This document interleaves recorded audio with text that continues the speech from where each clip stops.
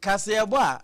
ebo tirem ebo kotodwem na ebo baabia de efra ne se hot bite sha se no num mpai mu a eto mo akose no nsia bebo apa ho se manadu num eno ena na bra so forgotten country professor Kwabena Abochene ne dom ede asie no ye de esomowo na abusua 21st clinic the sciatica pacesetter sciatica commandant sciatica researchers no originator wo mu ne kuta ye mu dendenden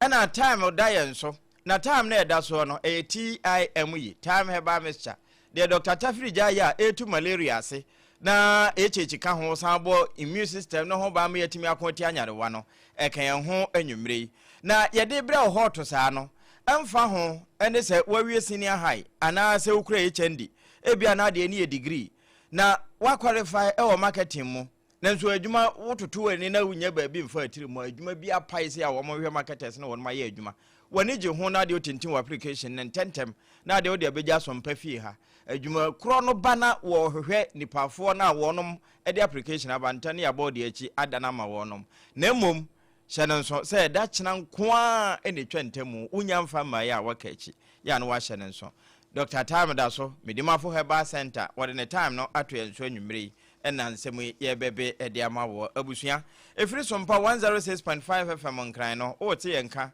live and colored e wo 93.1 ehwa dabraka asantema agya tum babia 21st clinic wono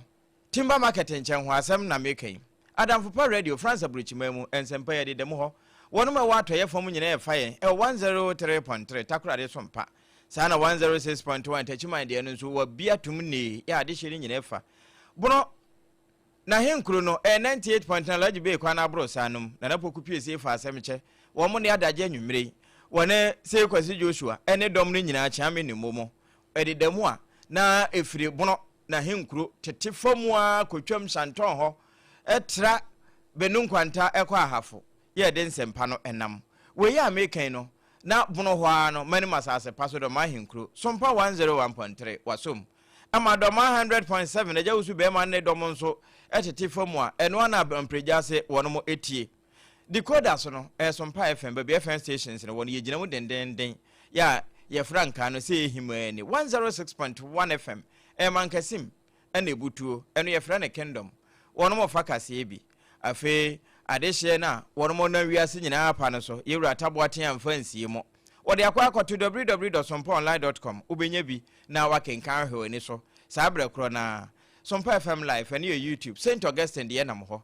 SOMPA 106.5 FM Accra Facebook wa ka ho share yen ho wode won kanto so etoso na wasem bia nsem no a ebe efa ho na wo san de ato ye bekenkan fefefe e de amawo abusua afeji agwetena so na yentutu ensem no sre ene abasa emfama edin nsesai trepuwe man AGYA APAM DADAA no na enede mede wo bo awura wo man ya bankesiem Jubilee House wona krata ya efrima mpaninsa no pe enya nkan so hyehye green paper so Office of the President edamanimu na ansa na weiba no na Ghana mampani wadi kan kura bo anan akọ Europe amamu chichuru ene London United Kingdom na henkuru ho kenchase krum ya wokọ ho nso nkomode wobo bi pa wone Ghana fo wo ho se ehia di nkomo de ehye wo mo bo de etete wo mo wo mayi ho wo mo kan ni nyina de kire wo mo sansa foreign remittances no wo mo nsema ene nam de ba ya ja wo mayi so yenya ho ntafro wakakra edebo ho bra na emu na pani bi di beto se mampani ba won kan kire na so afo no se yi wo ye TikTok no wo mo nsusu na fe wo mo no won constituency enkonkodi enkuta ho bra no ehu wo mo haw na wo mo mfamra badwafie mebobo ho enya sedu ba bi a wo mo twetwe nsem bi no ma sabio wo man no kura anya ho na ya adwene dasre ne abasa na de ehia ye no wo maprede ato ba bi wo boss asemi so mampani nsu tie na so pam wo de bai anso ho wo de nani kire mu wo Belarus nom ni nyina na ye o man yi ho ebrabo se be ne nkomopa ebetimi afiri ho de aba na mampani beduru fie na watworo krata enne ya na krata nso hyehye wo de ba no wo se SOMPA for de mo no mo na ase mo ka me ho ama wo man no mibuo esanse ekwachiwa na wakoma ete ehamo ekoyie nso a no moni age ho abiri bia mbenya nka resource na emra enti bibi ene number bi na entwa yi a na ntem moduru ho mahwe mo pa enti sa krata mo monye nkenkan na mo ha na ye nyina etie se de ya mo jengre no e kan wo no Ghana fo nyina aha na wo no mutie enti se ye nyina ye etie sompa de a ala ene na wo se sa krata mu na mobobom e de ma Ghana fo nyina eti ne yie enti we Office of the President Republic of Ghana Jubilee House Accra ya ne digital address number ni AGYA 00000288 ho ne free bay ana Ghana mampani His Excellency John Dramani Mahama na nansuro ja sere mi se jata ade to so acha se kracha de wo firi no an nsem na eba na ade ehia no papa eniema bi koso e wo man yi mu a wono se pani a wotua no no wantwa ba anhwe ano ana wamfekere ne se aduasa nka sabi wo mo de anya hwe woni beba ahoso no aba no ma no wase wo che fumfram de enti a wo kan we ne se ene wo ho a ban nwumam ebia minister DC ana se public official aba na yi wo se tena ho ye adwuma wo ho a na ebi no maba wo mo bra envelope se tie nie ummia no no nkrata nwuran ne ya kire o ye hu adwuma wo yo ye ni aso na ye pese ye abaso bodwumadi ebi enti no wani so a ye ni so aso de wa ye ne ye pese ye de wo ka ho na ebewie no nkomo no nkwa akire ana kyese nteso nkonnante sabio wo bese asamba konfa bema enante woni baba ahoso na anya hwe nwasana ne bibia no woposa ne nsem bibi bepie de afiri ho ye no nso kura no eye o man ntafro wa ye de kyekere o man ne bia na nka san hyehye we no enka aban hyehye ho enso ebewie na asafo ne de nyansa kwan betwa soso na we na sompaka se ye bo akira biebie ni na so wire afiri a ye ka o ebobo so menum emfempimi ni na aduonu award chencherenche bi e course wo man yi mu ya no Alisa Hotel wo mo bodwa ma nintini piankoma aban mpanimfo ampifoi na ebino mo dane award de ma Dr. UN ekwawie na ye frase na no wode ahyehye abanfo nsam ya mea medehye sa akode ha kura akokwaji bia woje ye na frase ya belamundi mo ye mema ebino ma seponko nom ne ho ade ekwawie no sa na ye hoto sa nanta bibia nim wode aye wo mo krokoro de John ene no nso ene na wiase nyina pa no so na wode trendi e chense ebono waka se nsuyiri bante wo pamadaka ne ehwo ade ne no na Ghana mampani se 1 and 1 1 and 2 1 and 3 wode ma empanimfo a wapa wo mo na wo no ma ye adwuma e wo aban nwumam se mo bia mfa nani nkodidi ankura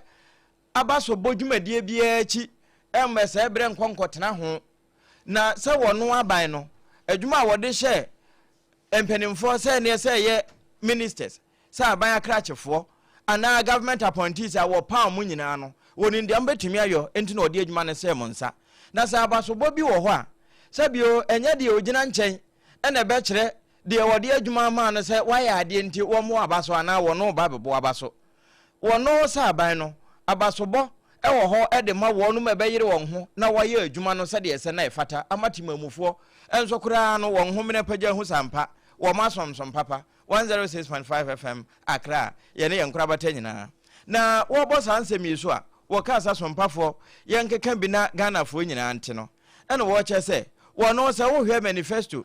ne wo mutintim ye ede ba ba mu eye akono ma Ghana fo muto aba ede ma wo no ma wo san ba ye ya 2024 wo mutintim ye no na che se aban no kura wo nhyehyei ede da apono so a wonu ma be yire won ho aye adwuma ni ye no abaso bo no bebu won kon na se wo ye no to nchen kura aban so wo san hyehyei no a ene se ne ma kwa wie ni nyina wo mo yoyo eduba bia bo se Bank of Ghana na mpanimfo anya bi so wo wire afiri kura ma mpaninkufu apenso se wo mo yiye bia bi se wo magigi gomet de gugu wo mkomu ni nyina aban ne ye san hyehyei no ye wo ho ne se ahonti ma wo mo enhwe akom ma wonti nkopo enkonkodi wo bi ntafiri wa bi achi kura ma sabi oya meje wo mo bre nsanko ye wo mo krokro de John na wo kyena woni baba ahoso no na ankoya te se na anu de bia no wo makobaja frase no wa se wo bre nyira nka de be ko adwuma no de akotena wodo ase woni baba ahoso na bibia anim enti mampani e de sa akokobo yi aba ya wo de afa sompa so a sabre ne twurafo so nko ye bra Kalistos Mahama ne nsa ehase a wo twura ye no nso nya sompa nko no wo de bre yen wa twura de akwa akoma so afo ni nyina wono mo a abaya pa womo ene wonom eka ho afi abaya krache mpanimfo kratai ebi akọ akọma won eno so anso ho abaya nyuma akandifo womo deda no saafo nyina no wachoro krataa ne bia akọma won anso ho wokope mampani abadi akire emfa ho se wone ne bu man na wone na ete ne to a wode bi akọma no eno achi Jubilee House ho ayate se flyer edede ba bia obi a hobi ewone pono so office of the chief of staff here Julius Debra ebi da ne pono so a make say wono nso ekuta bi nti we ya me boso yi wo manya adaje ya wo mo nso hwem gyen ekenkan se de wono ma twere ne de aba no saa na ya boboso ede ma wo se adwuma mo ye nyina no nani so na wo hira mo kose se wotamachi se afun mo nkoso ana mo mo adwuma so no de wode se mo nsa no woni nso mbetimi ayenti na wode ma amo enti wone ne cabinet fo ene ne do yere ya wode na chiri ene na pamfo no nyina etamachi se monye adwuma so no eno achi no wo se we nyina muhunu no se emfa ho ne mframa a ebo eye britie bi obohu se atwam enti monyere mo ho nsonson pa ebeso Ghana fo nyina ani na mudin akoso aka wo mabakose mu na wo maka mo da ne da na ewo sankomo yi ho no abusua enya de ayebetena ye ntoso na yakenkan ho nsem nko na mom se atie bia ebai obi asempa na mampani ntworo krata waka de ama no emfa ho se wo wa aba adwumam anasa ankura adwuma se ha asam na mampani aka no eno no se wo de kọ apomuden mu a ayese medimafo wadi ama wo mo no medimafo eba center Dr. Tam da so eja Dr. UNO we de wo de time na ato ya de so abusua yare be na tew so a Dr. bia bodin di akire wonti aye odadwene ka ho fa kopoku asemayira ne yenyira yare no mfa mawo ana abu akọ agogo ne yenwo no ema ahoto nsamra we ya mekan emfa ho ene sede esie didiu emfinhia no ache wo kone se ahoto eba nyina bafua 0500 727215 eno ane se wone medimafo heba center ya Dr. Wadano no medimafo wonhwew na wonfa time ento wo yare so na time na wode to yade no so na busua TIME time heba mixture eno ne timi honam yawo eno ne wonu mato wontimi ne dia eboa etimi toto nema yi emo wonu mu toso mabanche de wonu mate ne sada bekono we ya meka ho asem eye tiridi aduro tatahwe entime kanfo mu anwumre time ne yeti ayam yi ewo ba bia eto nuro bia se be na obi mfa so kwa nna no wa chenchene nti 0244 417 669 eno ene ahoma no ebo adwuma se enkunya na abusue entete ne de waje na ebadwadie mu nso wakwada mu pa nanso adwuma no asesei obenya ayo akere se meye adwuma sumasi anase benten no ene wodadwene ene adwuma bi abawo wode ne hawa ba beto sompa se wo hwe marketers ne wono maye adwuma se woni je ho saa wode ne criteria to di kura wo a wo hwehwe ukura SHS we graduate a wo wie CCA nanso wo mfere ni panim utimi kasa yemusa sam ana ye ni ade ho de anso wo ya ade obese senka eka se yenye liar o qualify pa ene ka ho fire life papa mfa so beba so amawo ana HND ene kura wo na chese ha national diploma eno ekosoro eno nso sa no wakwadare ewodwadiem utire ayeye adwuma pai ka ho for application beto na benya biayo degree ne kura wo wonso qualify akwanya no da ho SOMPA Watermelon Street no so ewon kran ansana obebubo ewuram dome market ana free dome market ubesi enkran Kumasi temple nom no se ufiri dome market na eba ya no wahwe onifa na emom ufiri ko banka fa ho na etiesi mako dome market mfutukwan so na wahwe obenkum ho ebo adwuma oba wombeje na adwuma wura kono eba na wo mo hwe nkratam ne ehu se wo na asefata no ane se yebo opnum na eja yede waka ho 21st clinic wo mo ye sciatica commandant sciatica pacesetters sciatica eliminator sciatica originator ena wo mo kuro ya no enyare wa hodo eka ho de menamenka je wa anko ho ne ma woda nso ne se wo mo ebe take wo moja de fe na lab no ye be fa lab bibia ne ya hwehwem na akire yade ko etew ho ana yade a ebo opunum a epese ewiawo na wo mo ede abibiduro ya no ehye enam etu yade ase ede account senonso wo mo bibiduro no ne me da nso ne se enye de wo mo ayama abrofuduro afra ne bia we de natural and yes a highly efficacious medication ye de be kan ama ho atowo 21st American YSM frama wo ba bia enkran tantra he run about no so won sa be kan no tema Rome aso da na chi wo ho e bia na wo ka so a obonkwa no so dwamnum ho wonye na wo bo adwuma ba bia nso no kwa ayaresa ne yepe adukro no ne ye de be mawo enti ana wa hye ne nso wo mu nyina akwadare wonimude e wo adwuma nom we ya American Techimanfo nyina GM Bank dandadanum ne yewo ebo adwuma ebia na wo sunwane teaching hospital first gate ho a na won sa bekan yen ana nkransa na yewo children's park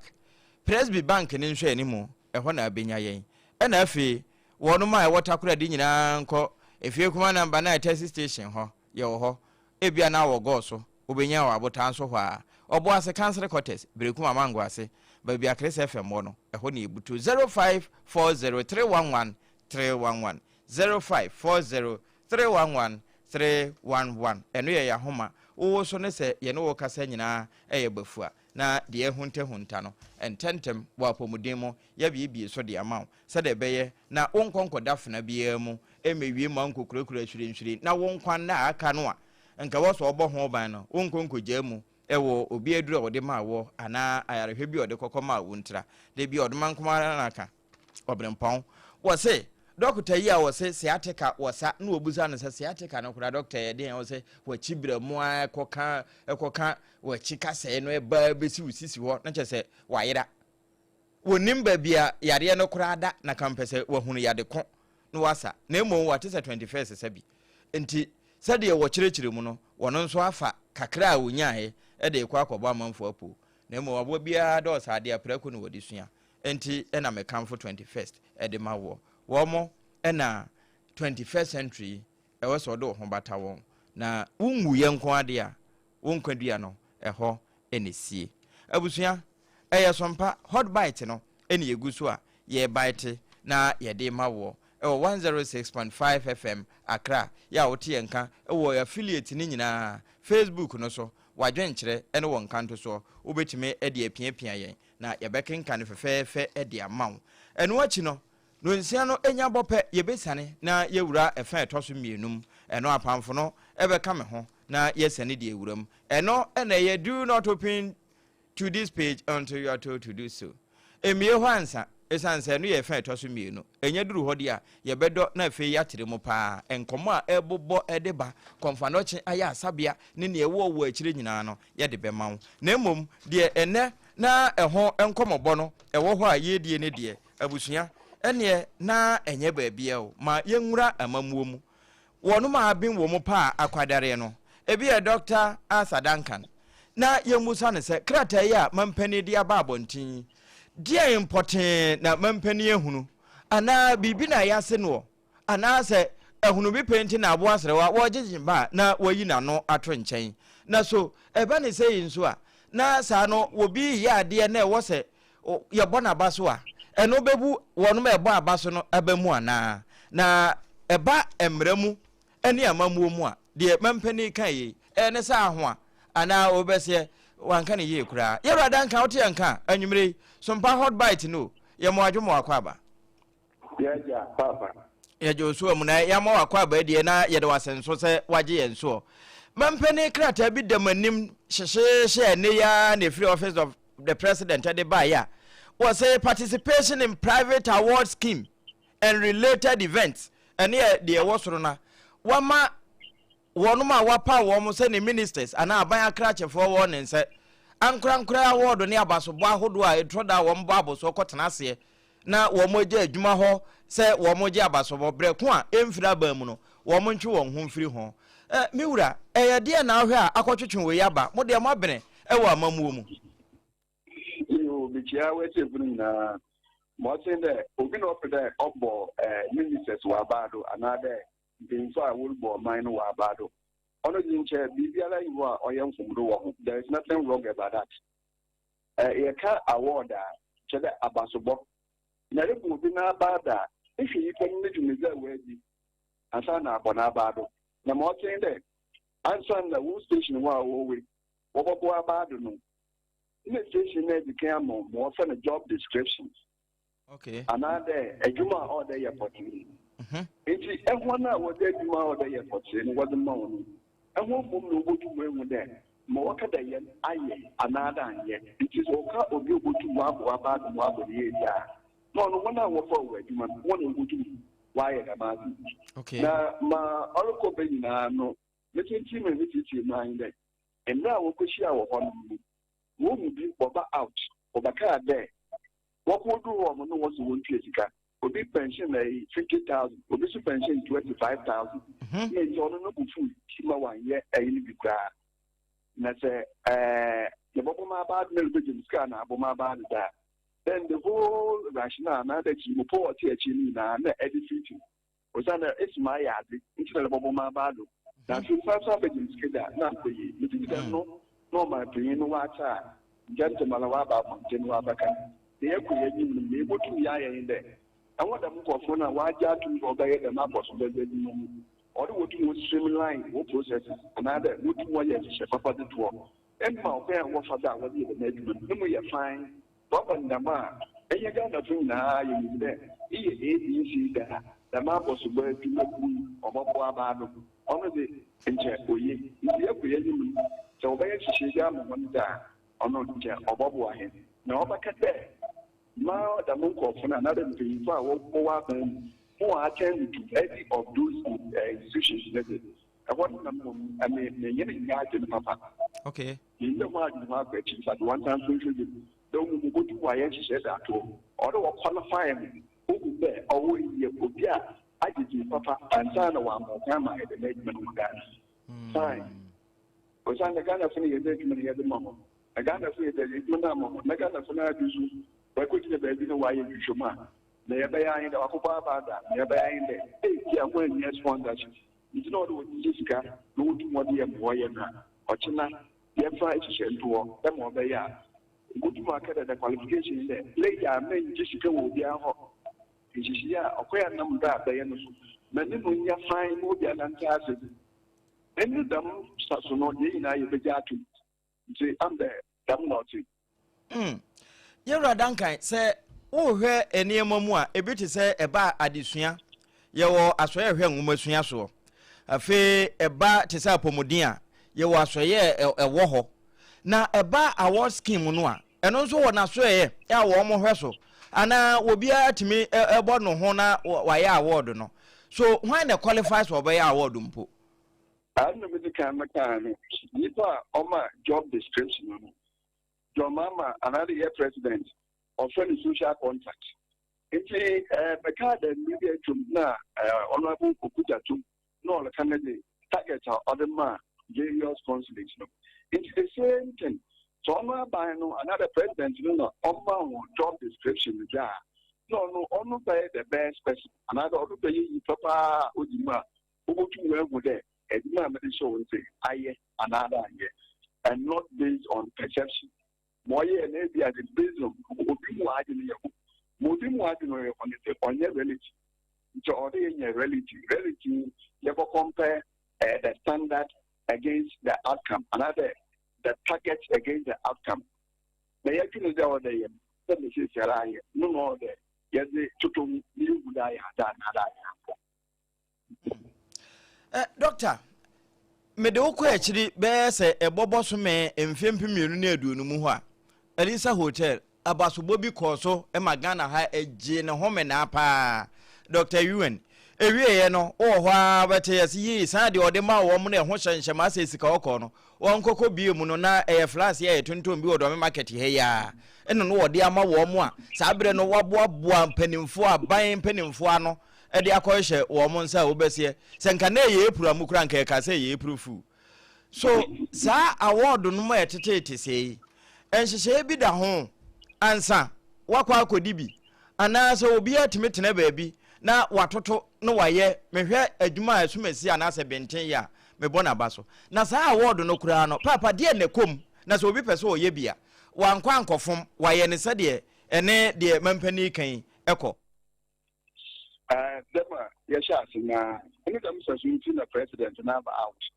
No, today, many ministers won't call them award event. Now, over to my solve the problem with it. Or the way and share, Papa wanted to work.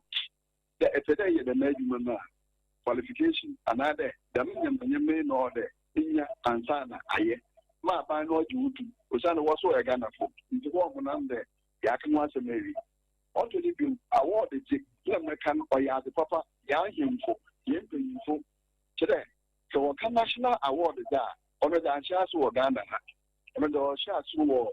Germany, Malcolm Barbridge, a quality award. One award, a Shas war, a human war performance, another would be. It is for that particular award, none therefore. Or a national framework, no be able to answer the Betty Award as a minister, another CEO of Ghana,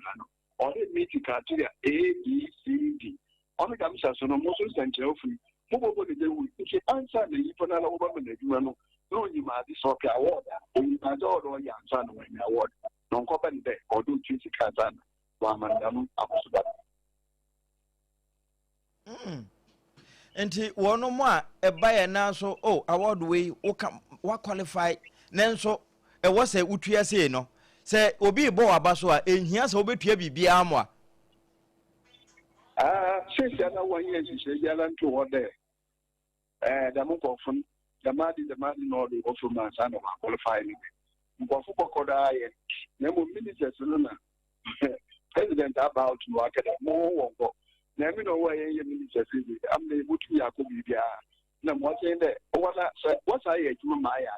is wo bo abada so no mo bibi ye wo ya yin wo bo ya abada won get the government onko ye edwam kuntu no why kuntu butu mo ka ta se wo da mo bi oba papa bo ni government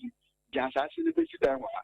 nti owo mo ma wo bo abada no no do mo bibi don't know what mo bibi it doesn't make sense another but why more than governments where them APIAH now we need resources what organize it because the local highway will take our cities, will take our amanification. In APIAH, who are yet to carry no one find Argentina, one of them can't know yet. So watch them better. Never my water, then Jessica, this is don't know by above government, why am more way. Dr. Numri, Yedo Asapa, and Nebra, when Yama, and Fufru be a better chance in ever openum. And no,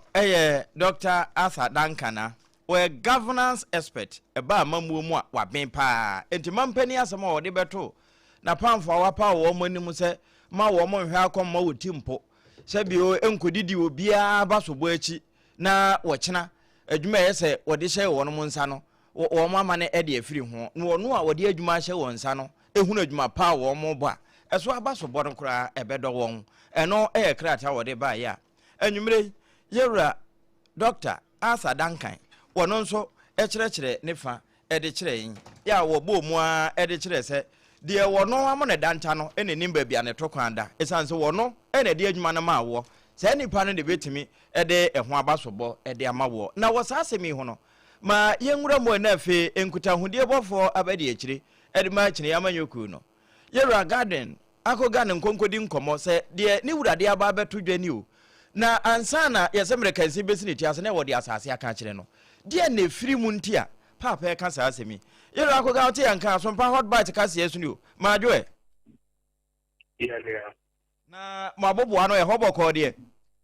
yanya do media boko ya de ho ase krata na efiri mampani nsemu a abaso mpafie se yankenkama Ghana titru ene na pamfo abanya krachefo ni ministers ni nyina so ntibi se participation in private award scheme and related events wo montwe won ho mfiri ho papa de na akwa konya ne sa asemi ya mama mpani wo ka ede a kire na so afoi yo meda fe ne ya wo tiefo nyina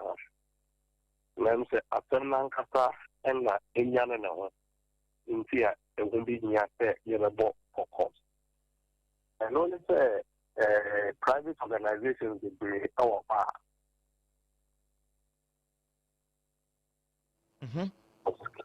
and nearby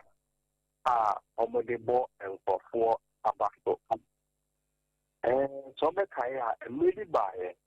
a branch bi Dr. UN Dr. UN okay so the crack no I think not the awarded it was I know was very strange because sometimes after not Daniel Koi episode era. Now the whole thing the OHE and a tiny part and I tell you minister administrator chief executive at the enter women in written long and yes Ghana for and Casa accept more would you mind actually second one is near PowerPoint one or so Nini also a Juma on the mouth. I think Nayabo Naya coach. Now the one can only be a word dribble, be a one here, I will cut out keep a papa or dribble no account. Not to be a bon in some more part or so. Now, coach, I say, and yet the rule till my PowerPoint say one of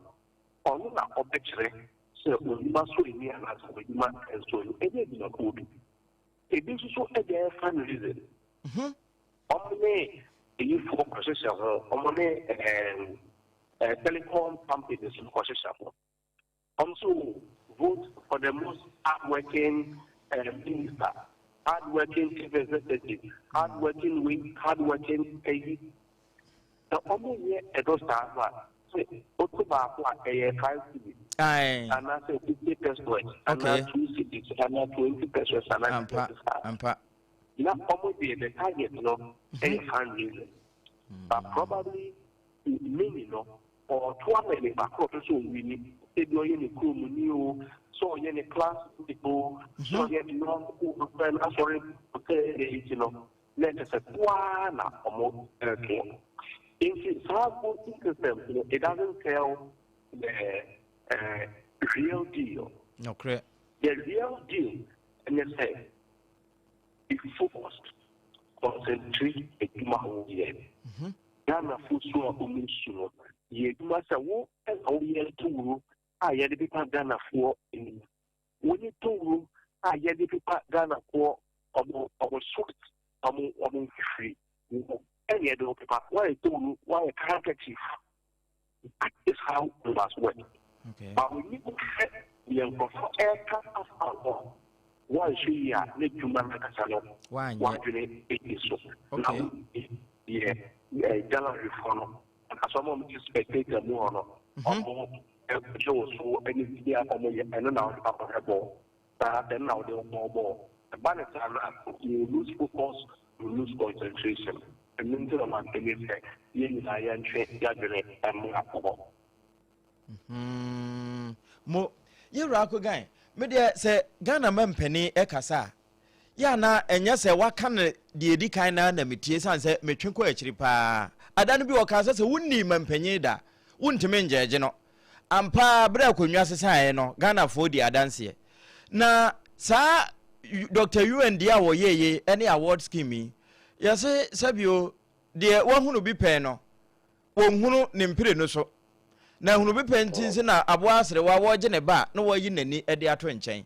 sade mo boboy eduru ya akran central adwuma yi mu a ebinum time organize award ni bia wo de wa qualify wie ebewie ne a chese na vote na nkwa ama nti wanya saa bre no na ho kura kwa akodi ma wie so de etesa obetumi aboba ko Dr. UND de emfanto ho ba ko mienu miensa na wono mo nso a won hu wom no wo de wo makọ school amaye and it's papa. You don't be in India to know we and I say why is it a private arrangement? And like AD says humanity. Yes, my fire action. In terms of that directive is very clear because you will limit the tendencies to let people lose focus on and also and never mama what didn't see human now what didn't could be before fortune also in fact don't think the year proper about Dr. You about time that's the point near media one time so yeah and maybe now who the person is and maybe the no could be not so difficult but then maybe almost so of the program of the if the island to group them as well, they put it out of our scheme and idea. And when we don't see it's well intended. It is about the free more. Almost the program it's a little questionable. In the Palo, the coach or selection, or no do the committee you be free. Coach in America who say, oh, according to or non partner or petrol engineer and I said the visa or no of the judge. Into the fire home area private parents scheme. Yo. Yewra akoga sade eduru enwumasua te se obi fa doctor to no ho so ana wo fa bibia na gtech fo dimrike di nachi eduru sa award yi nso so a aban mu no ho na wo ho a wo betete saafo no oh yen kote first award we police and after award we soldier yen kote kokobon ye dia ba ye sit men kokko ile me kan che se ho na military dey once you catch a man for here and water the one can say ADWOA ASARE ne moja dodoa ya di nsuo frem ma no okay kokobono aba it is so clear ye mani na ho ngai na ye adwuma no se ne be adana for any budget mo ye jawo na ma mo wakọ ye se wutu akurafo no na okra nso wutu no fo wono mo nso asa award yi ene wo mo japade no ahu na wo mo didie asambe na abeka akire won oh obi nsikirududu ema toa private sector no eso ye nkofo a omoye insurance companies award ye won nkofo omoye banking award nokre ye won nkofo a omoye private sector other things award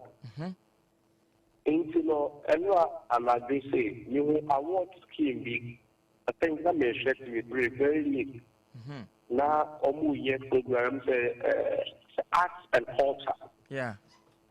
Yes, not only awards this are me who title the but me who say na kasa so I saw and probably more awards and one and idea. Yes, sure say the private sector partner on it by a collaborative then the filmmakers and what Ghana no Yereboma Basso and idea. There are many opportunities for people to get involved in. It's all award higher in between call sectors, especially in the private and other higher. Then so about by officers, executives, ministers, administrators, any the etiquette of law. Yes, say or honor the mobile panel and go to so table to a 25,000. Now the sponsor program we and idea. Yes, obi e di ejuma ho edie. Na so yes we are playing pa. Men fasika engu na sade one kata a men who put no about the say here. And go for your credible and so many credible. So many credible, women credible, the sister, a gun of one capa in himself, one hour body, one a ye praise you, one hour pass so be any idea. Manenkasa, I want to be uncommon.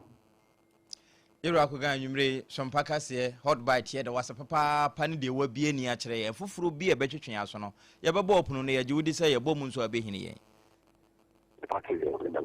na wode ye nchi ama mampani ne abankasi mufu nyina se wo mokrata no nso ya so mu amu ye da ma tele juma pa mo so mo di wo ku ba samaye ejuma eda se yewra gathering akogan na SOMPA ya ye kan unya bre nso a papa ye won kran Watermelon Street ne so do me no wafa so na ye di nkomo wai e pa to yo anu ama the new person no ma be ye kakana problem ni ho so ye tine atredo e dia no dua ami ye do wase anwumre pa ne wo bre yewura gathering akoga no wono eye nkuta hodie bofo ebedi akire edema kine ya mayoku a wono na wa ban mu a wodi ade a Ghana mampani etua no a wabo kokko se wonom a wapa wom so wom nkoye adwuma no wono ode adwuma na hye wonsa enim adwuma ode ma wonom enti mo wonkohwe obi akoma mo wonti nkonkopo enkoje award bi wo kina no wom akoje ananta na de aba betu fie ya ma kyese da ho eno ho ena ye de wusie e wo fa edika no ho na abusua ye da ne ye ho tie wawura wo fa etoso mienunum Eno do not open to this page until you are told to do so. Apam for not tenase. Manko twen yetiawa na yeba.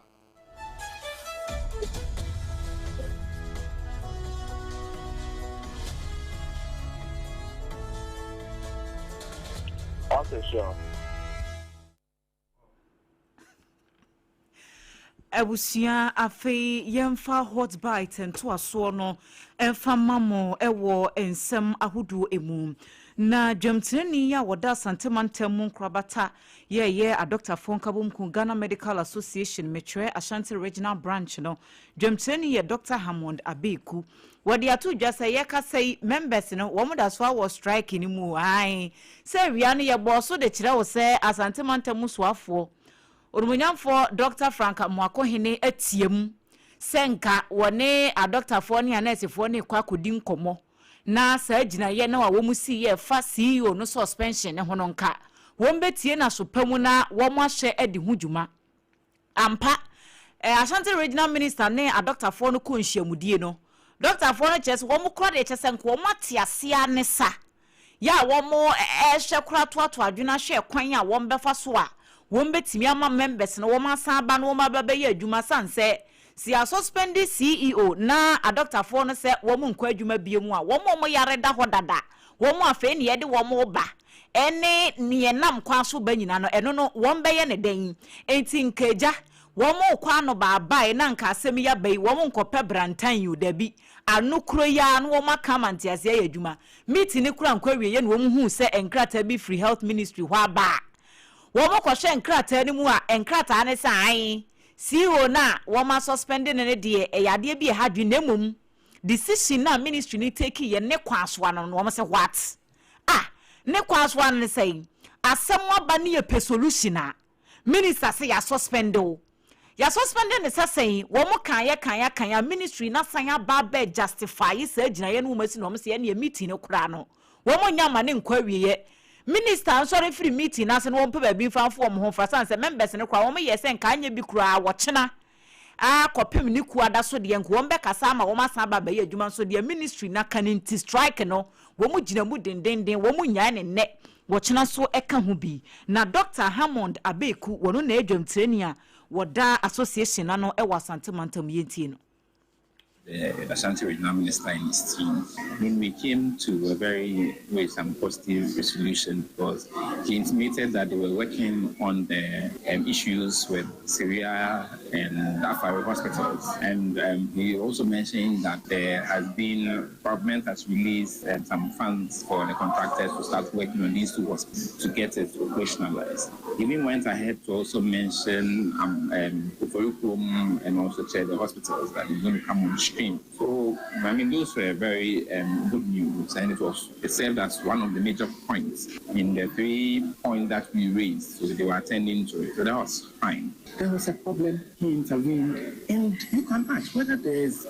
any casualty that ensued from that.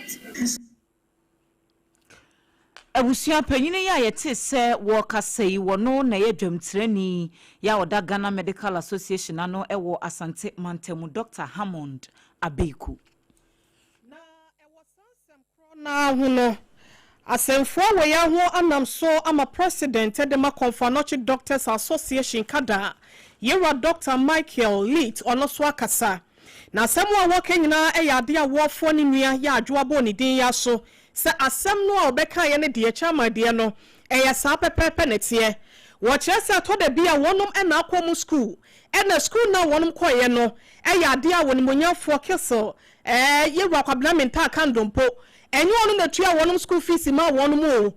na nye onu na be hye wonum se womo enko school emeya doctor fo na wonum entimi nso mo my Ghana wo chese wonum akasa no wo ahofama wo akasa botaye eno wo wonum hyebre ehye wonum nsem na wo ye doctor ni no akwa ya sabia ya wo ye adwuma enipa ya wonum egu kwan so ya obetia ho krampo ebe wura eye ward akwa akohwe nkofo no na chese nkofo gugufo basa bese aduoso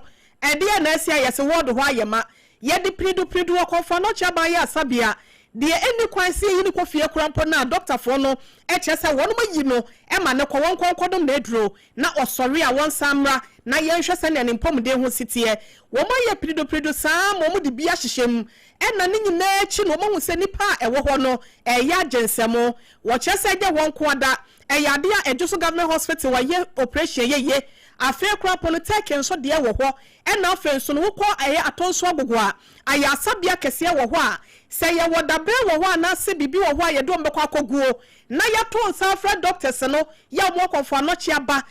besa wonum yade a wose ni nyina no eya ya sakwan so ni nyina ne ye mu e na wonum hwehwe no mo ka se bia mo obi ya mfa bi e ma konfo anochi sense mo mo won krampo no ye nya ba bi mo na wotenkna ha se mo hu de ekoso na be ka se ni sei e na ma suspend si oni ade de a wonum so mo ntiase na doctor mo akohene wo ye doctor santimantem so afo wodna no abetum wo hwekwan na wonum atimi akobenkro mu na o matimi ape anop masibre e de ye die ato ba bi esefata e de amagana fo kwa ahosansem na ba na ai e na me na me wotumi na me ye minister ntino na wasa obebo mama ne ansa na wateki that decision na wo mo chese hwobe enya ade a wono wonfa bibia ese bia wono ne ho ensem ana secretary bi maya wonum betimi asa akwa adwuma biem ye konkotie Dr. Leet ni nsem a wono so kan ye efa suspension ho. Since the decision to go on the strike was a decision taken by a group, so we presented it to them, and we had to end the meeting. Yes,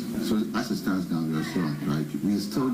taking steps to make sure we go back to our people, talk to them through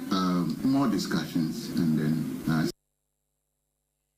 Abusiani Power Kasa ye President Edema Confanochi Doctors Association Dr. Michael Leet and wano so ne de etwagu ye na say de wono wakwa ne makwa ma ponchire ne ti ho mfifiri no wono a na de krata ba Confanochi ya asabia ho na krata efiri ba na de ne nsa hyase ne ye medical doctor MED pa kwesi bedu Chief Executive wono na atworo krata de aba se wedie wo srada e wo mu se wo mu a wone ne ye adwuma wo ho anaso wo hye na se sa adokotafo Confanochi no de wo mu ye nani aso papa esan se bi yenkumudwafo emfa nidwa nanso wo besrada se wo de wono mfo wo mu ni nto ayafo no a na wo mu da dokotapa so a na ebi gi aduro anoma ma na ho ato no ya sese wo mu ate atuanti wo da dokotapa so baba no anum se abatu preba wo da prebu mu no wo mu nkonkohwe saafo no na wo no se Dr. Pakwasi Bedu de mpanimfo aka no wo so mutwe wo kutam na wo di sonso na sade Ghana mampani His Excellency John Dramani Mahama gonja de hyekonkron wo se onye CEO ho ya wo hyo no se mpanimfo se wo mfa na adwuma nto wo biribi nti a wo tie mpanimfo esansa tworo no kura aka se wo munye kom ahobrese nyina mu na woni mpanimfo ase enti wo srada se adokotafo wo Confanochi ya asabia mo nhwe wo no duawo no mpa ye ni sei monko na monko nkosom se de be ya mo sonsompa na emu akatuapa nyame nso de be mamo abusia ye tempo anu de na anwemu ane ye wo yemfiri Confanochi nkomo no sanse saa asemwe ne de eyade a yaka ho asemadi hu nkomo a na nipa dodo no aso na de wo manu atomu bia baako eni asantemantemu NPP amanyuku no enkita hodie bofotene owura poyando na poyando de wase wadwene de health minister na ye ne hokura no wonte ase de kyerese yese eyi ward mu ayema yenya baabi mfa ya afo ntunti no wobi ba ebia de wono ne case ni ye emergency ni ya pe plastic chair bia ma natene mu sensuo ne ye de besi ne so a ne ye de esi ne so wo akonwa ne mu eye critical no wo hia moja ene akonwa koro no amu ni ye de nasim ni ya ma ne moja na ni so ba no a na ya ma na kofi akohome kakra wo fi ho ade achi a na waba betoa treatment no so esanse baby kura ni ho no mo ni pakro no ye de ne betoa hwe na chief executive senior ekoso na fedie abro wo mo ahoden so nti wo mu ntimi entake in patient biemu a health minister tena senwa wodwene ho no wono say suspension ne beboa eno na poyando so opese obisa yewura kwabena minta kando se anya bia no saa na wotwe mienu suspension na wode ma chief executive no edem padodo no aba begu ayasabia ho ana a nurse fo so e wo ho no manye bi kura no e de measures bi aba wo mo ekon wo betimi aheha wo mo ana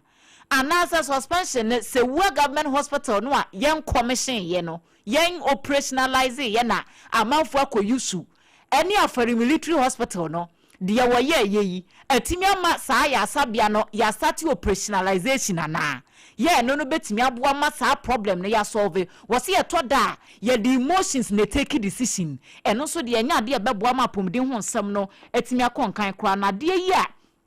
esie ne de won de wogidi passe o mampani ekufu ado na pen so a anka niema bi ati se ye nhu bi da e wo Ghana ha ensem apo yando e de tu dwane bi ni Sector Minister for Health. He called the Confanochi CEO and told him that he has suspended him for 2 weeks.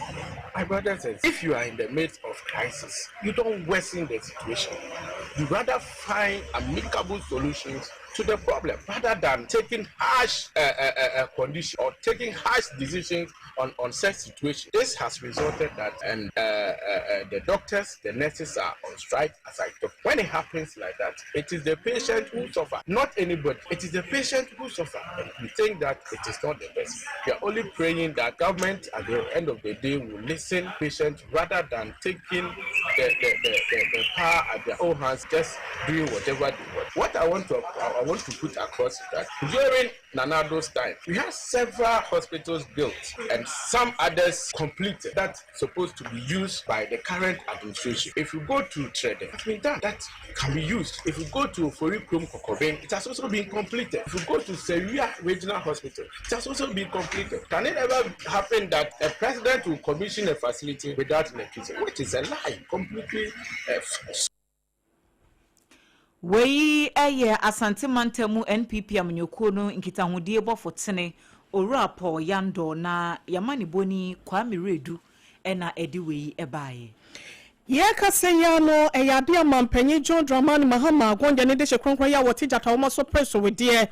na namo ejiremu ewo Belarus na oman ni mu na eyade awokọ na wone eye apam ya wone Ghana etimi epam ye ewo ayonkofa akwan so wafia pem ahenkro aduokro mienu 1992 no watimi akwakohyem kena na wokyerese asemba ko emfa bema enantinte no enya ayonkofa ne mu enhyemu nkwadenti enema no ekọ ho nemom wakwakosan entiasia pam ewo afami ensase beya amemuo mu nsem sikasem agekwacha ho nsem na afenso enfididwuma abefo kwan so de no yebetimi ayiremu entampiye na etimi aboa aman mienu wesei ne sayo suntene wokyerese wo ba behwe na eye apam ya wonum apam ya chi no eniema ahodo ya Belarus aman no wonum betimi abo my Ghana mu asen mu aba besua ewo agriculture ho nsem no won betimi aba beyo ne saa afenso krampo no enfididwuma eba agriculture ho nsem a eyade a yeso ye betimi afa bidi afri ho ne etimi ade aba besiesia krakra ye de ye wose ne nyina mu ne betimi abo abanyuma ahodo afi business adwade ho nsem na etimi abo eye etimemufo ya wonum ewo saa aman mienu mu yenkɔ ne yenkɔnkotie John Dramani Mahama wabra na wo kasa ewo Belarus wo mu kropon ya ya fa ne mix mu wabra na entiase apam no wonum ede wo mu nsa no sensan ye eremu. The cordial reception we have received is a reflection not only of the kindness of the Belarusian people, but also the spirit of friendship, mutual respect, and goodwill that has characterized relations between our two countries over the years. It provides us an opportunity to reaffirm our shared commitment to building a modern and forward-looking partnership that is founded on mutual respect, sovereign equality, and practical cooperation. Since we established diplomatic relations in 1992, our two countries have maintained cordial and constructive engagement. Though geographically distanced, Ghana and Belarus are united by a common aspiration, the desire to create prosperity for our people, strengthen economic resilience, advance technological progress, and build inclusive societies capable of meeting the challenges of the 21st century. Na chese ekwan wa Belarus na kwan wa pa na might be anase or might be a wonom ewo Eastern Europe femu ho wonom ne Poland Russia and afa Ukraine and na eboshe na wo chese edidi kwan wo no eya na enwale enunti ena Ghana man panyin John Dramani Mahama kyerɛ wɔnom bɛkɔ so na wɔnom atimi ayere wɔn tamu na waka wɔn ti apam wɔn sɛ bɛyɛ aman mmienu wei sei wɔn kita hodie ɛna afei yɛdie ho nsɛm ɛwɔ wɔnom afɛm no ebetimi agyina pintin na atimi aboa wɔn wei ɛyɛ Ghana man panyin Yewura Mahama na no mu nsɛm ɛne todwe ɛno sɛ man panyin na Belarus yi nyinaa no enkuta ho a wodie no apomunden de ka ho esan sɛ wɔn bɛba bɛsa wɔn siateka ɛwɔ Ghana 21st nti ente san so ɛbɛkɔ Belarus akɔhwɛ wɔn na abusua yɛ to akase no so osu adehye bi su so wɔn mu su nyinaa ne sɛ ahwenche mu aboafo no wɔn ne Ghana National Fire Service for ɛna afei Koloklote Municipal ka wɔn tamapama no ɛde excavator ka mu ntum ya ayɛ koni ɛde akɔ gyina bansoro a ɛtoa so bɛɛ sɛ ɛnan ɛne wɔn mu dwiri ne wɔn mu dwiri ne nyinaa ne sɛ baabi esi no sɛbio ayɛ owuo mu na nti wo sɛ wɔn atwerɛtwerɛ ho bra Facebook SOMPA 106.5 FM Accra na wo de bɛhwɛ sɛ saa dan sɛ nka wo mpɔta mu ho a ebukura nka bɛka sɛ yɛ ho anka edigya kora toma hye na mana bubu deda nti wɔn mu bu no na adehye no nso wɔn mu su na ade tie. You know, this time around there is no maintenance, so the thing is like getting weak because each rainy season, rain is falling on it and there is no roof. So the blocks and it will be getting weaker and weaker. So that, I think that's why the government comes and give them quick notice. They've given them notice more than even when we are there. The government has been coming to give us notice. So I wonder why people, maybe because there's no house. So what the government did.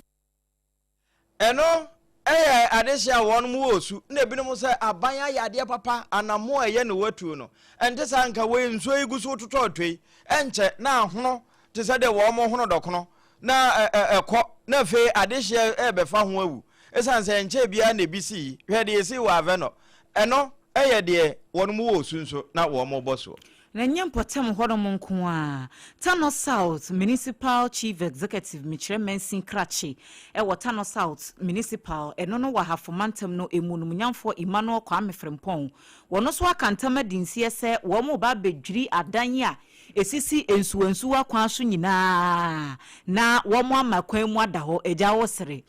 eto da rig no saa ne nam wanimu saa na wode atodwa ekiremu sane enti a wo mo ba beye saa adwuma no ene senso ya sase ye totototo yi wo mo adika bohu da wura se emieme yahudu ebu ho no kra won hye da hunu nipa kro ema wo mo permit se wo mo konko ya ade nso wo mo ken assembly kro no a ho no wo mo ba eba be je permit no nti permit no ho amo ne de ma wo mo na eduru ho a wo mo assembly na sa akose wo mo kwa kodwiri adan ene mpatadan containers kiosk ahodo ya esisi ensuo kwan so na DC de ensemi etudwa wabra wo mo boaboa dom ahodo no e wo mansinu emu a wo mo hwe se ahonidie hu nsam betimi akonkan ne wo mo yiyi gates ahodo mu praprae e makroni mu ete kan wabra woni yama ne boni na najima no pambo edi nkomo no sei e na honorable e kan no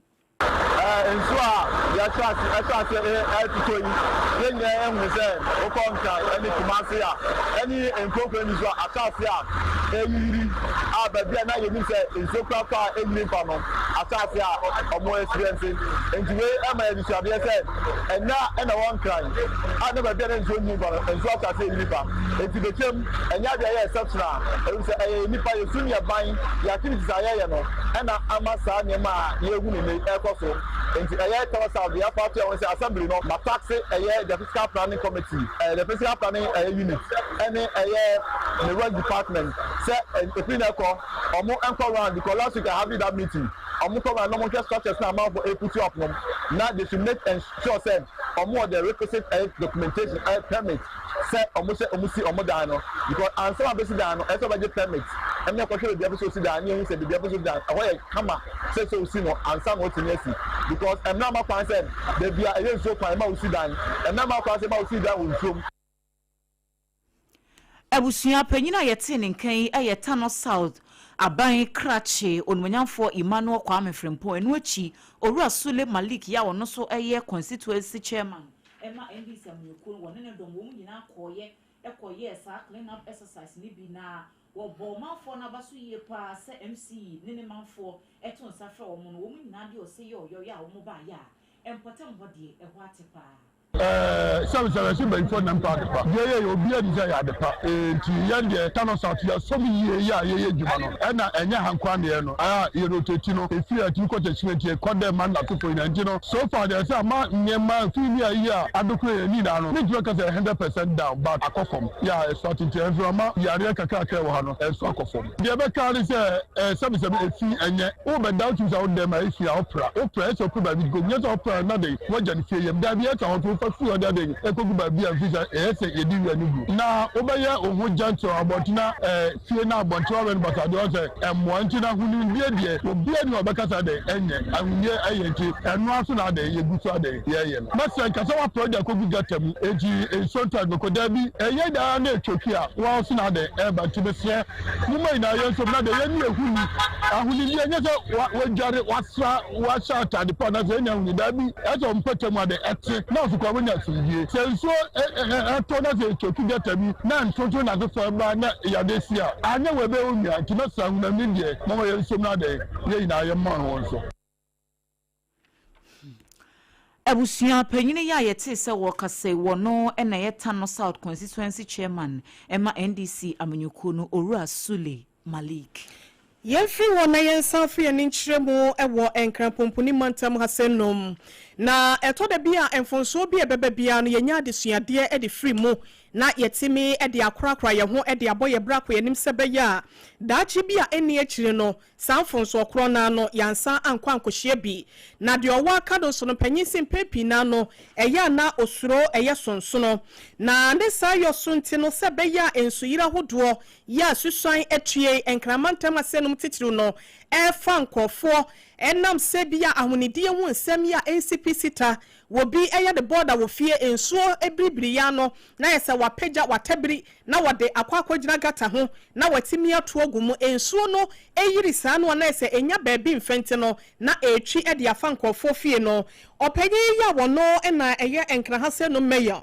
Yewura Michael Alote wababonten edi atudwa se wode kokobo ede de ma sankrofo krona sa mimsem ene amomoyofo sem ewo wo mutirimu dem sa no se wonyan na eto de bia patapapie to we no ye de mra ene ya na ewro na wasan edi atudwa biem se wo ma adwuma we senya aban na ema adwuma wo so onu ankasa ena chese wo fa kwan bi so na watimi ahye eye sanitation law no emukena ne sayo so nte wo se woni adwuma bi ha ya tie be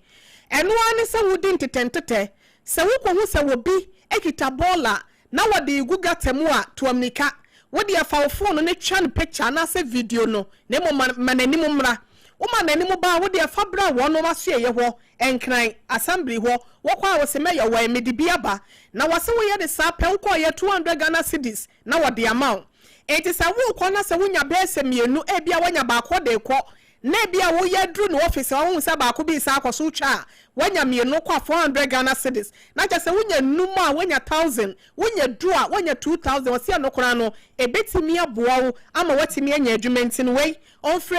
ye mra semni nie wa ba chi obia odi nwe gugu atem ya wonya ni se ni fie 200 Ghana odi go for 5000 odi 2000 once ali omo ne de wonya se ni o guy project no Asempetia we etietietitia se abo kokokon asem na no wakan we yewura ya wono ye friend se Michael Alote wono na ye enkrameyo na no disem na yetie ye no afe elambele mra shebedwani wono ane soafo a wo hwe oman obo ade agudi a wode amaye kwaye ne nsase ne emobobere eso na pani na akasa ede a kire se eniama nkure bi wo ho de ebeboa pa ma fam agudi etuo no ye betimi atu ne yie na emfa nsunsuanso bone emfa maye na wo seta po no eye nnum wone na na opon checheku ene che sa asemu yi anamon akese 5 pillars is the focus of turning this negative story of illegal mining into a positive story of mining responsibly and sustainably. Tinana, first one is stakeholder engagement and education. In Tinana, say na nanu chain ya visit schools ya education nyina ya catch ya ho kana fu nyina na nanu ka ho say the only way ko ya kan ya betane na ya faso mai en say ya behwe ya kumam na ya dwimu na ya hwehwe ya kumamu na ya hwe nyame anim say adie ya yi ekwan ben na ya faso ya be ni papa and say yes you and say as you want to get to say young yan kwambo so ye be papa so na ye man be sisa nana ba ko eni so ye eku kese ayade asiam say ejuma ye nkrata de ejuma near the institutions are from the regulatory institutions and minerals commission any epin na de omo ye ejuma ekwa be na omo so ye omo ejuma enti wei adwabo kase a won mo bo achenkotoku ase na yewra Emmanuel Makofibo a obiebie sansemi sui na jumadie noa ase His Royal Majesty osi ade yo Dr. Frimpong Manso a wotoso nan wono nso ede adesrede eto achem kotoku mai no nyina anim ne emu adehye se adaworo masanhye ya aban de aba ya womo ye responsible cooperative mining and skills development program yi natimi aboama galamse ye free ho na efom agudie ne yetu a yetu ne aye ne ye na eso atimi aba mfaso no na nanso ekasa kakra. The extended your fantasy, so gold opportunity to be Emma Yamano. Na obi koya duma yam fantasy sabe wakoya illegal bibia. Yantinet ni romo. Ni encho mwakwa mbetimi aye aduma no ama ehwate. Na enko say nsuo, enko say ye forest. Na enko say yansase. Na opportunity no ya credential obi a ne training obi a na aduma ne nso betimi aye bi. Enti na anhye amoy ayenchechemu ayakwanche ye person bi o ye gold aduma no o ye certified na onya enkrata ono nso betimi aye aduma no o kwakoya onsuro se ye obi ba bachim ofisasa so ne ne bia ayeden ne koya bia sabe na yesuro enti nyansa mo no eneba wa ban no oba abeti gold aduma no anim amaye His Royal Majesty osi ade yo Dr. Frimpong Manso a wotoso nan achem kotoku hene kese na wote se wode ne nsem atu dwa no na yamani boni na opon chichiku etua ho no bi wono ene to nsemi ebaye Eyemonimu nsem dada se bromantemu MPP titineni yewa kwame bafo ya dodo na freno abronye DC no ne nsem no eda soa ebotumu ewo Accra Circuit Court na nano ya wada ye bone kase de tremu se eyade a court ne kwatenase no no akasa no ne wose otimi piem wo nanso no wantimi yanko enam sayo so ntini mranimfo ye kogina mu ede ma no no eyade akwadubofo ye wo gina dakam no ede to jaja woti piem no enim ekrese eyade a abronye DC ni be conditions ya court no de ma no no se eye mandatory na se ohye kwan so no wontimi enyo ne mu ba ko ho a watimi ebuso ni nyina ne se ono ankasa ne passport a wobetimi ede atukwan no eyade a court ne ka se wo famre eye registrar no na so enya ade a wotimi ye ne saa enam so ema court no hyeye se ba bia bronye DC hye bia no wonhwe na a police for ensanfa no enkonkotwere eye dabon proche remind no da wonkonkotwe ne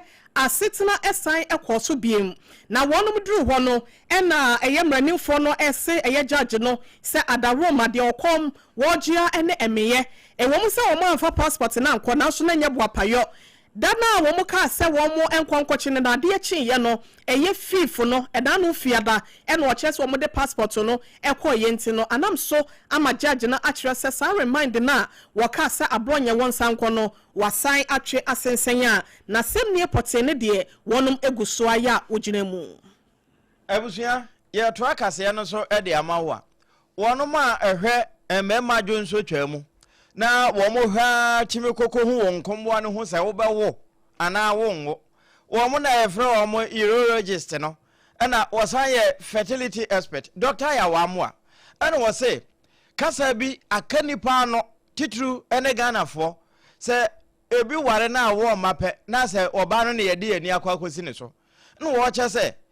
eni tworo nwoma bia mu sa wo oba nko na se bi ema yede hye no na toda kura bi ho aba ma no na ne hunso ni nyina agene no wo wie de akwakohye oba no na wonya adagye bobɔ nsɛm so pa e de kyerɛ a ne yama ne bɔfo wo hobi na doctor ya wa mo ansɛm a wo bɔ so no wo de we a chance de ye ko ANC yentie bi. And if you have multiple sexual partners, then it means that you are at risk of all the sexually transmitted infections. And if you put yourself at that risk, the ripple effects are also there. If you get an infection of your genitals, it may affect your fertility. I mean, in fact, historically, we say that the women who give birth, but we did a lot for women in resolving issues of fertility, only to realize that natural men have more problems. Yes, they have far more problems than women. If you look at the data now, it looks like the men are now topping the charts. Yes, with fertility issues. Yes, because from infancy, there are issues with infant problems that we don't deal with. For example, not every child that is born into this world has his testes in the scrotum. Hey, na just say enyo bia ya wono ba asase so kra na ya obohu say ne hwe an ntwahwe no ma no egugum nom ne ho ade bi kura de ho na wo hwe a wonhu no we doctor ya wa mo a na wo ka no na busua se wo ba Facebook no so a sade wo si kyerɛkyerɛ no hwe mfoni na da so ase microphone ano no ebi nso ase emira afi na ehane eno eye sa nkomwo no a wo mo enetimi kokoye ba no na ema awire mfio se sompa hot bite kase no eno na yede ema we 21st clinic ekutemu saa na anwumre time heba mixture Dr. Tafiri Jadro no eno nso kan yen ho na emom midimafo heba center time no on na de ato yen so abusua ye to aso ama yet was we dear na ya one more pomden ho sem na hia on said the doctor e kan ye no se wo akwada kora no ye be man sa na de be free hospital ho akofie no check hwese ne ntohwe no eyemienu ya egugu sa saake ne mu sans we bu ho a ne de ye baako enti wan check ni ya na du fie na adware akwada no ahwe yi a afo ignore obenyi aba no na wontumi emproduce nti wo ye den sa akwada koro no enya de obetimi awo ba enti esese awofo no so wo mo hwe sa de no yi pa na yedo ekọ dwaso empatam ho Divisional Forestry Director Madam Priscilla Esumeni na wadi atu dwa ya wobo konongo St. Mary's Senior High School emu mpenifo abaso yie pa se wo matimi edi dom no anim na sa tree planting exercise wo mo ekoye bi ewo akwaya hodo ye na yetwemu nnua nyina amanasa na wosesa campaign we na yade ebetimi aboa pa ama Green Ghana Day ya yehye ho fan no eho atimi aba emfaso nti we afi bia yade a wo mo eba abaye ensem a Madam Priscilla Esumeni ede tu dwane bini Emebe ni ya na ye ne ahemfo ne communities no ne atwam no na ye but ye hu se ye ne schoolfo no a omo ankasa kra de botaye esi omo ani so se omo pese omo boa ne ye bo aman no ho anasa environment ne ho ban no ya ebekọ ni because ye from se enchima no na se de ye pese ye kasa omo sa ye enema ma ye nya ne se ye nua bia akeke but se ye bia wie ye omo de ahom keke bia ye hwe omo se omo beboa na omo aboho ban amana ni afe ni infie bebre na omo sa ba omachi na omo ye omo homecoming na omo ba be hu se esisi ho na omo de ahon keka de akire omo beto omo no wo mu ma omo so omo aye enti ye sere se de ye bia dada no bebre aye fefefe enti sere na ye koso asere se afi bia se du ho no ma ye fa ye hu shem na Madam Priscilla Esumeni wono eneye Divisional Forestry Director ewodwaso na sa eventi Right and Advocacy Initiative Network ya yetwaniti awa FN Rain womo na ni dwaso Forestry Division no ekabo mo ne St. Mary Senior High School a womo edi sa adwumadi ehihye so na network ne member bako Paulina Amenyona wono nso ekasa kakra Ola ye mba mo na ye da o mo na ye mutual leader nti se timi church o mo kwan be fa ye njia no so fa so a o mo so mo yin no mo kire nketwa no mo so mo ye den o mo due bi no mo o mo hu so fa so na sa fa so mo timi church o mo echi no e ba no be ya ho fa se ni na ye betimi aye den enya eno si na nda ye ba se ye ne ye eco club na environmental club ya was Mary's ne mo ba be ye sa adwumadi ewe na ye njia no so ne church o mo ho fa so na be ya ni na ye betimi ehu fa so dia ewe na e kwa ye ni no mo so edua injue ni bi se enchimba We a right and advocacy initiative network a trinity our friend Rain member back one waka ho Paulina Amenyona and now te say woni amani boni Kwame Redu edisa enkomo ebusua ye gina we so na ya dane ye hutia waje aboafo enkrato ye bad ya ketre no ye debeto aso.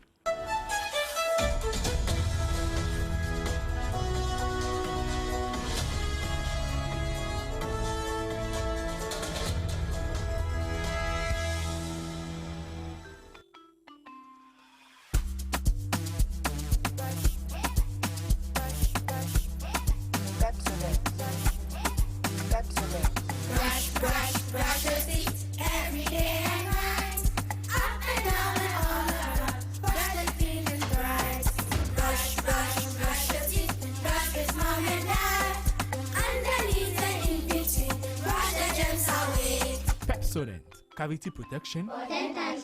This advert is FDA approved. In the stillness of the morning, before the noise of the day begins, there is a sound rising, a sound of prayer, a sound of power, and a sound of victory. Yamawakwaba was SOMPA First Service. I was SOMPA TV, SOMPA Radio. Your early morning altar of encounter. Join Bishop Albert Kwabo. Oyunyankupon di fa wasra no eweye brim enam ne nsaso ama onyankupon we ya honwade pi.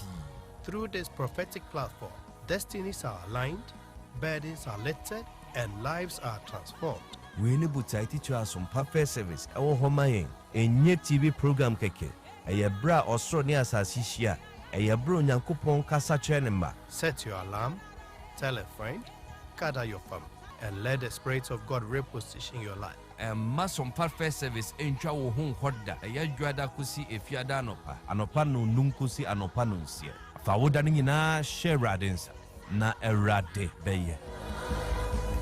21st clinic aye sciatica expert sciatica no wo nerves na wo to ase na fa wo siremu na fa wo nansia besi ase ho no se ho techema eno ene ye fa ne sciatica na etimi bubu wo to ase ka wo se dwe wo siremu wo je ho ba bia enye na no na 21st clinic ba ye adwuma pa wo mu ye ntia baso bo ma je ne wo Ghana ha ene amono ne enya asem ketewa wo mu je international awards ahodo wo mu je local awards ahodo na anu nso na wo mu bie the only sciatica research and treatment center in Africa bibrim ha no ebi ni ba bia je 21st clinic nkwa wo mu de bibidro ene besa o yare no masa de machine aka ho eya yare sabia yare bia wutimi de kɔ ne mama ade ba ko a wo magidi wo mu pa no eye sciatica ena stroke nso de kwa diabetes ne hypertension ne ade Ghana ha ba bia wo mu ho enkran ha se ye wo Tantra Hill runabout se wo fi enkran eba ye wo wonsa ni fa so wo frama saman so na eba nso a wonsa bonkum so e ho na wo behu ye 0540 311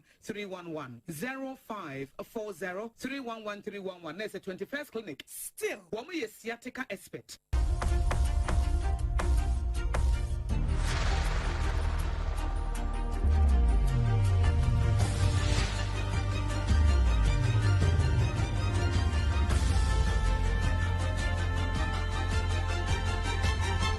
SOMPA TV, Emma Aketiapa. Okre market ya papa ampa abusuan ye kwa wie nsem ne nyina wa amanone na amanone nsem efiri we ba na nyede we de bibrem ha ya obobɔ fa ha fa nije etete fa so akotwa anweatam no ekofa druku na okokodro Libya ewie na se wo mpese wo munya habambe de ne tia ji utwa bosompo na wakwa akopiem ewo Europe amamu na no na ebinom eye se wo mu utwa bosompo a ekwawie na abusuan bra Facebook no so na ade behwe wo mu na te edansu no moto se de ya to pure water rubber e de ato nsu ani a ekro no na afa nipa be se duosia awra hosam ne se akoda na butu ama nipa be se dudie sese ye hwe won kura ye hu won na eno na wo mo che se enye ne edi kan ni o kanafi sei se the International Organization for Migration IOM for wo mo kire no wo mo che se wo hwe ba bi te se Central Mediterranean no bra wo mo kro so nipa be sa ha nwotwe edo no nson wo mo ti nananam won se do eno achi se wo mo hwe atifin fa ho won ma ayefofo ho akọ Italy ene Malta nso a eno nso nipa mako apem ahamiensa ne aduasa ena kanafi wo mo ti nananam won se do ne se ho nti wo mo de ekoto asere no wo mo akasa se woni abere so obetu kwan no akoburo ni kromu a sabi o te se de wo pesa wo ba nkran na twa take tefuro boss a obetimi aba ana wo fa kai foforo bi a utimi ba botrotro abebesie no saa na burochire kwan so te endu pese okwa ye won krata semuye na fe kofa adupre ana burochire kai nakọ sada be ya we finin keka na say how bia wonkoto wonkwa entontwene na wo mutu saafo nyina no na wo mo chese sa nipa no wo nwati nanan wo nsere dodo na Ghana fo eno so ne yegina na anwumre ensama ye bebe ma wo se sompa hot bite no num mpa mo ka se na etoato mo akoise no nsia bebo de ewre mo no ye de wo se na bia fe no waso afidie no de ye de ba he no ebi ne se Konfanoche ayasabia dwamtrani ya woda Ghana Medical Association nano en wo kasa akire mu se strike ne de a doctor for wo da soa ejine mu emfa ho en se asante mantam soafo en wo mabedi nkomo Mampani John Dramani Mahama so edensano sensaye ti ASIAPAM kwan so ene Berus Maino akwa se beye sikasem agriculture ho nsem ena afen so abefo kwan fidi dwuma de no ebetimi afanentam pefra e de ama amami no yi ena abusua yesan so kwa amanone wono ma ehwe nso no so de aba beto so se na wo mo de sobonto bi efri Libya anka wo mo keka akọ mota ene Italy afa ho adana butu nipa du sabire ye hwe wo ma yenhu won wake nkamfo no anwumre triple we man APAM DADAA mene ADWOA ASARE enafe OHENEYERE MAAME YEBOAH ASIAMAH bronya abrewati Adamu se ama monitia ekudonto ye sorry so dwumedie nkaye no toaso abawa kwem